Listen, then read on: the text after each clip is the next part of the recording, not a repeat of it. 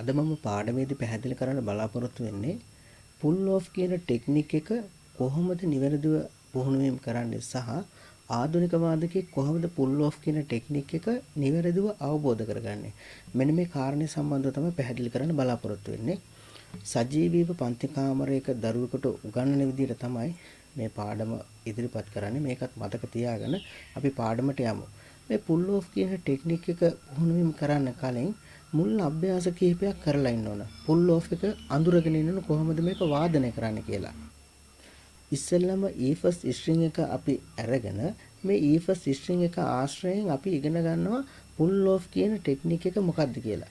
මෙන්න මෙතෙන්ට තමයි එන්නේ. මේ පුල් ඔෆ් කියන ටෙක්නික් එක අඳුර ගන්න මුල් අභ්‍යාසවලදී අපි දකුණු අත භාවිතා කරන්නේ. ඒ කියන්නේ පික් එක ස්ට්‍රම් කරන්නේ. මේකත් මතක තියාගන්න. ඒ කියන්නේ පුල් ඔෆ් එක අඳුර ගන්න මූලික හැඩතල අපි හදා ගන්න ඕනේ. මේ හැඩතල වලදී දකුණු අත භාවිතා කරන්නේ. ඔබට පැහැදිලිව මම දැන් මේක වාදනය කරගෙන යනකොට ඔන්න ඉස්සෙල්ලම ඊෆස් ස්ට්‍රින්ග් එක ගන්නවා. අපිට වෙන ඕනම ස්ට්‍රින්ග් එකක් ගන්න පුළුවන්. නමුත් ඔබට උගන්වන්න පාසින් ඉඳලා මේක කොතනින් හරි පටන් ගන්න එපා. ඒ නිසා අපි ඊෆස් ස්ට්‍රින්ග් එක ගන්නවා. ඊෆස් ස්ට්‍රින්ග් එකේ ඕනම ෆ්‍රෙට් එකක් අභ්‍යාස අඳුර ගන්න අපිට ගන්න පුළුවන්. නමුත් මම මෙතනදී එක ෆ්‍රෙට් එකක් අපිට ලේසිවට එක ෆ්‍රෙට් එකක් නම් කළාම මේක මම පාඩම කරගෙන යන්න බලන්න. ඊෆස් ස්ට්‍රින්ග් එකේ පස්වෙනි ෆ්‍රෙට් එක අපි ගමු. ඒ කියන්නේ මැද ෆ්‍රෙට් එකක් නිසා පස්වෙනි ෆ්‍රෙට් එක ගමු. මෙන්න මේ ෆ්‍රෙට් එකට අදාළව අපේ මේ ඇඟිලි හතරක් තියෙන වම් අතේ 1 2 3 4 මෙන්න මේ ඇඟිලි හතරේ යම්කිසි ක්‍රියාදාමයක් අපි පුහුණු වීම කරනවා. මෙන්න මේ ක්‍රියාදාමය අඳුර ගන්න ඕන. මේ බලන්න මම ඔන්න දකුණු අත භාවිතා කරන්නේ නැතුව ඊෆස් ස්ට්‍රින්ග් එකේ මෙන්න මේ පස්වෙනි ෆ්‍රෙට් එකට අදාළව මෙන්න මේව නෝට් එකක් සාමාන්‍යයෙන් වාදනය කරන විදිහට මෙන්න මේව ඇඟිල්ල තියෙනවා. හැබැයි මතක තියාගන්න මේ පුල් ඔෆ් කියන ටෙක්නික් එක අඳුර ගන්නකොට මේ ෆින්ගර් ටිප්ස් ඇඟිලි තුඩු තමයි අනිවාර්යෙන් තියන්න ඕන. එහෙම නැත්නම් ඇඟිලි මේව ඇදේටම තිබිලා මේව වාදනය කරන්න ගියොත් මේ පුල් ඔෆ් හරියට වාදනය කරන්න බෑ. ඒක නිසා මතක තියාගන්න ඇඟිලි තුඩු හරියාකාරව නිසි ආකාරව අපිට භාවිතා කරන්න පුළුවන් නම් විතරයි මේ ටෙක්නික් එක කරදරයක් නැතුව ඉතා ගුණාත්මක භාවයෙන් යුතු ටෝන් කලර් එකකින් ඉදිරිපත් කරන්න පුළුවන් වෙන මේ බලන්න ඊෆස් ස්ට්‍රින්ග් එක අපි භාවිතා කරලා මෙන්න මේ ඊෆස් ස්ට්‍රින්ග් එකට අදාළ පස්වෙනි ෆ්‍රෙට් එක ගන්නවා. ඒකේ අපේ වම් අතේ පළවෙනි ඇඟිලි තුඩ මෙන්න මෙහෙම තියෙනවා. මේ විදිහට. තියලා මේ බලන්න දකුණු අත භාවිතා කරන්නේ නැතුව මෙන්න මෙහෙම ටෝන් එකක් ගන්නවා. පැහැදිලිද? මේක වෙන්නේ මෙහෙම ඇඟිල්ල තියලා සාමාන්‍ය ස්වරයක් වාදනය කරන විදිහට ඇඟිල්ල තියලා මෙහෙම මේකේ අපි අර ගෙවල් වල හොරතලයට සත්තු හදනනේ පූස බලන එහෙම ඒ සත්තු මොකද කරන්නේ? අපි ළඟට ඇවිල්ලා ගොඩක් වෙලාවට ඒගොල්ලෝගේ අතෙන් හරි කකුලෙන් හරි මෙහෙම අපේ කකුලට තියලා මෙහෙම පහුරු ගන්නවා. අපි සාමාන්‍යයෙන් ওই සාමාන්‍ය ව්‍යවහාරදී පහුරු ගන්නවා කියලා තමයි කියන්නේ. හරිද? මෙන්න මේ වගේ ක්‍රියාදාමයක් තමයි මෙහෙම මේ ෆුල් ඔෆ් එකේදී වෙන්නේ. ඒ කියන්නේ අපි ස්ට්‍රින්ග් එකට මෙහෙම තියලා මෙන්න මේක ස්ට්‍රින්ග් එකත් එක්ක අර බැදෙනවා කියලා කියන්නේ. පුල් කරනවා. පුල් කරන්නේ නිකන් නෙවෙයි ස්ට්‍රින්ග් එක තමයි පුල් කරන්නේ. ඒක උඩට අදින්නේ මෙන්න මේ විදියට. හරිද? ඒක තව වාදනය කරනකොට පැහැදිලියි මේ බලන්න. ඊෆස් ස්ට්‍රින්ග් එකට ආපහු මම මෙන්න මේ පස්වෙනි ෆ්‍රෙට් එකට අදාළ මෙහෙම ඇඟිල්ල තියලා පළවෙනි ඇඟිල්ල තියලා ඇඟිලි තුඩේ මේ බලන්න දැක්කද ආපහු සරයක්. රයිට්. මේක අපිට දෙවෙනි ඇඟිල්ලෙන් කරන්නත් පුළුවන්. හැබැයි මතක තියාගන්න ඇඟිලි තුඩ භාවිතා කරන්න ඕන. දකුණු අත භාවිතා කරන්න මේ අභ්‍යාස හඳුනා ගන්න. ඔන්න දෙවෙනි ඇඟිල්ල තියලා ආපහු සරයක්. ඊට පස්සේ ඕක අපිට තර්ඩ් ෆින්ගර් එකෙන් කරන්නත් පුළුවන්. මේ බලන්න. පැහැදිලිද? ආපහු සරයක්. ඔබට පේනවා ඇති මේ මගේ ඇඟිලි තුඩු තමයි මේකේ තියෙන්නේ. ඊට පස්සේ අපිට හතරවෙනි ඇඟිල්ලෙනුත් මේක වාදනය කරන්න පුළුවන්. මේ බලන්න. හැබැයි මතක තියාගන්න මේ පුල් ඔෆ් වාදනය කරනකොට මෙහෙම කොක්කක් වගේ මෙහෙම දාලා මෙහෙම වාදනය කරන්න බෑ. මේ ටෙක්නික්ස් වාදනය කරන්න අත නිවැරදිව තාක්ෂණයක් එක්ක පුහුණු වීම කරන්න ඕන. පැහැදිලිද? රයිට්. ඔන්න මම ආපහු වාදනය කරලා පෙන්නන්නම් පළවෙනි ඇඟිල්ලෙන් දෙවෙනි ඇඟිල්ලෙන් තුන්වෙනි ඇඟිල්ලෙන් හතරවෙනි ඇඟිල්ලෙන් දැකද? මෙන්න මේ ක්‍රමවේදය අවබෝධ කරගන්න ඕනේ. ඒ කියන්නේ අපි ඇඟිල්ල මෙහෙම තියලා මෙන්න මෙහෙම මේක ෆුල් කරනවා. ස්ට්‍රින්ග් එකත් එක්කම ඇදලා ගන්නවා. හරිද? ඒක ස්ට්‍රින්ග් එක කැඩෙන්න නෙවෙයි. නමුත් මේ බලන්න වෙන ක්‍රියාදාමේ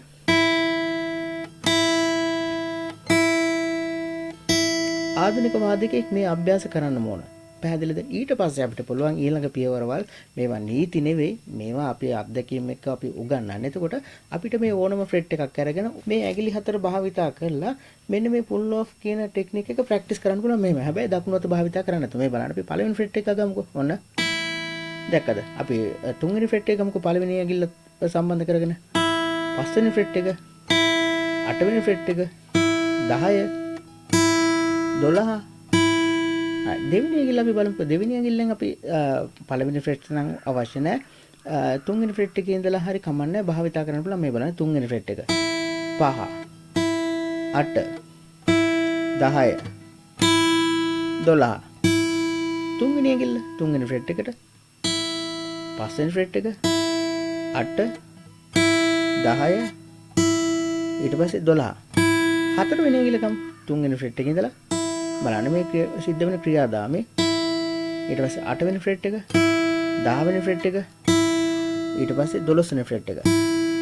ඔබට පේනවා ඇති මේ ඇඟිලි මෙහෙම තිබ්බොත් මෙන්න මේ විදිහට ඇඟිලි තිබ්බොත් මේ ටෙක්නික්ස් වාදනය කරන්න බෑ. හොඳට මතක තියාගන්න ඇඟිලි කෙලින් තිබ්බොත් තමයි මේ ටෙක්නික්ස් නිවැරදිව අපිට මේ ඒ කියන්නේ නිවැරදි ටෝන් කලර් එකක් එක්ක නිවැරදි නාදයක් ඉදිරිපත් කරන්න පුළුවන් වෙන්නේ. අපි ඊළඟ පියවරට යමු. මේ අඳුරගත් ටෙක්නික් එක අපිට එක එක ක්‍රමවේද භාවිතා කරලා ප්‍රැක්ටිස් කරන්න පුළුවන්. මට ආපහු කියන්න ඕන සජීවීව පන්ති කාමරයක උගන්වන විදිහට තමයි මේ උගන්වගෙන යන්නේ. ඒක නිසා මේ වගේ එඩිටින් මොකුත් එහෙම නැහැ. මේ කියන විදිය මම උගන්වන විදිය අවබෝධ කරගන්න මේ බලන්න. අපි ඊළඟ පියවරට ගියොත් අපිට පුළුවන් වෙනවා මේ ඇඟිලි හතරෙන් වෙන වෙනම පුල් ඔෆ් කරන්න. මේ බලන්න ඉස්සෙල්ලා පළවෙනි ඇඟිල්ල තියාගන්නවා. මේ E ෆස්ට් ස්ට්‍රින්ග් එකේම මේ බලන්න. ඊට පස්සේ අපි ඊළඟ නෝට් එක B ෆ්ලැට්.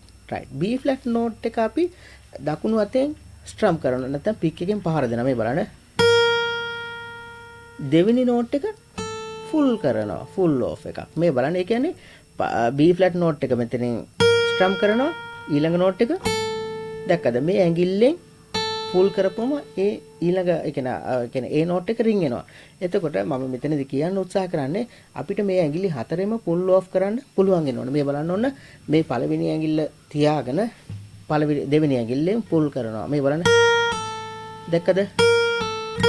ෆස්ට් නෝට් එක ස්ට්‍රම් කරනවා, දෙවෙනි නෝට් එක ෆුල් කරනවා. මේ දැක්කද? ඊට පස්සේ අපිට පුළුවන් පළවෙනි ඇඟිල්ල තියාගෙන තුන්වෙනි ඇඟිල්ලෙන් ෆුල් කරන්න. මේ බලන්න මේ එක ෆ්‍රෙට් එකට එක ඇඟිල්ල ගානේ ගියාම මේක සාර්ථකයි. මේ බලන්න. පළවෙනි නෝට් එක ස්ට්‍රම් කරා, දෙවෙනි නෝට් එක ෆුල් කරා. ආපහු පළවෙනි නෝට් එක ස්ට්‍රම් කරනවා, දෙවෙනි නෝට් එක ෆුල් කරනවා. මේ බලන්න.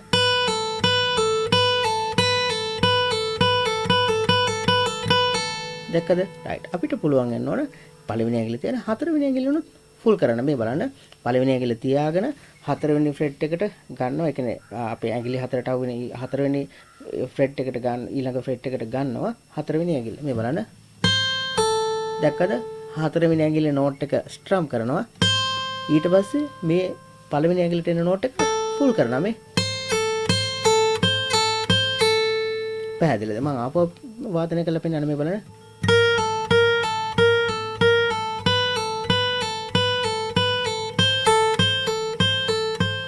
දැක්කද? අපිට පුළුවන් වෙනවනේ දෙවෙනි ඇඟිල්ල තුන්වෙනි ඇඟිල්ල ෆුල් කරන්න. මේ බලන්න. දෙවෙනි ඇඟිල්ලට අපි එක ෆ්‍රෙට් එකකට අපි කියමුකෝ මෙතන A නෝට් එකටම අපේ දෙවෙනි ඇඟිල්ල අපි තියාගත්තා. ඊට පස්සේ B ෆ්ලැට් නෝට් එක මේ බලන්න ස්ට්‍රම් කරලා A නෝට් එක ෆුල් කරනවා. හැබැයි භාවිතා කරන්නේ 2යි 3යි ඇඟිලි. මේ බලන්න. දැක්කද? අපිට පුළුවන් වෙනවනේ 3යි 4යි ඇඟිලි වලින් ෆුල් කරන්න. අර A නෝට් එකට මම තියාගෙන ප්ලේ කරන්න. A නෝට් එකට third finger, ඊට පස්සේ B flat නෝට් එකට මේ බලන්න. දැක්කද? ඒ කියන්නේ ඇඟිලි හතරම ෆුල් කරන්න ශක්තිය හදා ගන්න ඕන, පුහුණුව කරන්න ඕන. මේ බලන්න ආපස්සට. ඊට පස්සේ 3යි 4යි අපිට පුළුවන් වෙන්න ඕන මේ එක ඇඟිල්ල ඒ කියන්නේ මෙතන තියෙන හතරවෙනි ඇඟිල්ලට ආවෙන නෝට් එක ස්ට්‍රම් කරලා ඊට පස්සේ ඊළඟ නෝට්ස් එක ෆුල් කරන්න. මේ බලන්න. දැක්කද? ආපස්සට මේක හදා ගන්නම ඕන. වාදකිකට අවශ්‍යයි මේ අභ්‍යාස. මේ දැක්කද? මේ පැහැදිලි ඇති. අපිට පුළුවන් ඊළඟ ස්ට්‍රින්ග් එකටත් යන්න ඕවා වගේ මේ. ඊළඟ ස්ට්‍රින්ග් එක. ඊට පස්සේ D4 ස්ට්‍රින්ග් එක. A5 ස්ට්‍රින්ග් එක. E6 ස්ට්‍රින්ග් එක. දැක්කද? මෙන්න මේ වගේ පියවරවල අනුගමනය කරන්න පුළුවන්. අපිට තව මීට අමතරව මේ වගේ අභ්‍යාස මේ බලන්න ඕන. 1යි 2යි ඇඟිලි ගත්තොත් එහෙම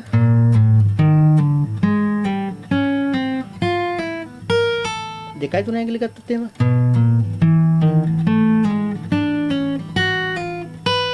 3යි 4යි ඇඟිලි ගත්තොත් එහෙම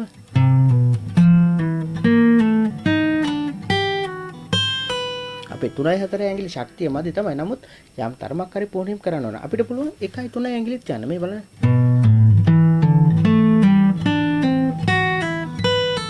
අපිට පුළුවන් වෙනවනේ 2යි 4යි ඇඟිලි යන්න මේ.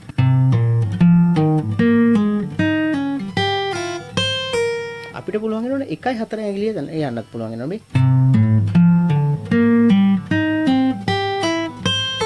දැක්කද? මේ වගේ ascending descending forms දෙකම ප්‍රැක්ටිස් කරන්න. මෙන්න මේ වගේ.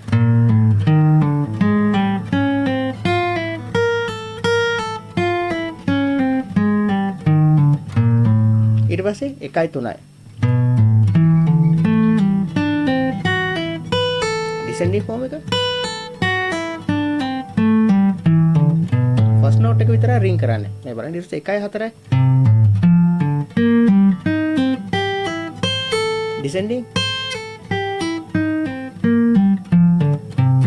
අපිට පුළුවන් වෙනවනේ බාර් කෝඩ් එකක් වගේ අපි ඇඟිලි බාර් කෝඩ්ස් අල්ලනවනේ මේ කෝඩ්ස් අල්ලන විදිහටම මේ පළවෙනි ඇඟිල්ල තියලා මේ බලන්න ෆස්ට් ෆින්ගර් එක බාර් එකක් විදිහට තියාගෙන මේ descending form එක අපිට පුළුවන් බාර් කෝඩ් එක විදිහට ඒ කියන්නේ බාර් එකක් විදිහට ෆස්ට් ෆින්ගර් එක තියන තර්ඩ් ෆින්ගර් එක භාවිත කරන මේ descending අපිට පුළුවන් නම් හතරවෙනි ඇඟිල්ලත් ඒ වගේම යූස් කරන්න මේ බලන්න descending මේ මුල් අභ්‍යාසවලදී මේ නෝට්ස් ගැන හිතන්නකම් මේ කාරණේ අවබෝධ කරගන්න පස්සේ අපිට මේවා සංගීත ඛණ්ඩවලදී හොඳ ටෝන් කලර් එකක් එක්ක පර්ෆෙක්ට් ටෝන් එකක් එක්ක අපිට මේවා සංගීත ඛණ්ඩවලදී ඉදිරිපත් කරන්න පුළුවන්. මම ඉදිරි පාඩම්වලදී ස්වර ප්‍රස්ථාරات එක්ක මේ සංගීත ඛණ්ඩ කොහොමද වාදනය කරන්නේ? ඒ කියන්නේ නිකාම අපි ගොඩක් වෙලාට YouTube එකේ දකින්න කෝඩ්ස් දෙක තුනක් අල්ලලා සින්දු පහක් කියන්න පුළුවන්. ඕ වගේ කාරණානේ. එතනින් එහාට යන්න ඕන වාදකෙක්. පැහැදිලිද? මම පැහැදිලි කරන්නම් කොහොමද එක ගීතයක සංගීත ඛණ්ඩයක් අරගෙන ඒ සංගීත ඛණ්ඩේ කොහොමද මේ ටෙක්නික්ස් භාවිතා කරලානේ තියෙන්නේ. මෙන්න මේ කාරණේට යන්න කලින් අපි ටෙක්නික්ස් 15ක් 20ක්වත් අඩුම ගන්න ඉගෙන ගන්න ඕන. එතනින් එහාට තමයි පහසු වෙන්නේ මේ සංගීත ඛණ්ඩ වාදනය කරන්න. එහෙම නැත්නම් ඔයාලා වාදනය කරන සංගීත ඛණ්ඩ සාමාන්‍ය නිකන් ඔය ගාන්ටාරේ ගහනවා වගේ නිකන් ප්ලේන් නෝට්ස් එකක් විතරයි. එහෙම වාදනය කළා වැඩක් නැහැ. පැහැදිලිද? මතක තියාගන්න කෝඩ්ස් කිහිපයක් විතරක් වාදනය කළා නම් ගිටාර් එක වාදනය කරන්නේ සරලම සංගීත ඛණ්ඩයක් විතරක් වාදනය කරලා නම් ගිටාර් එක වාදනය කරන්නේ ඇත්තටම කිසිම තේරුමක් නැහැ. එතනින් එහාට පියවරක් හරි යන්න උත්සාහ කරන්න. එහෙම නැත්නම් අපරාධ මේ මහන්සිය. මම දැන් පියවරවල් කිහිපයක් ඔබට ඉදිරිපත් කරා. මේ පියවරවල් කිහිපය මේවා නීති නෙවෙයි. මේ අපේ අත්දැකීම් මේවා දැකලා මේවා බලලා මේවා කොහොමද වාදනය කරන්න හරියට අවබෝධ කරගෙන මෙන්න මේ ප්‍රැක්ටිස් කරාම සංගීත ඛණ්ඩයක් කරදරයක් නැතුව වාදනය කරන්න පුළුවන්. පැහැදිලි ඇති මේ කාරණේ.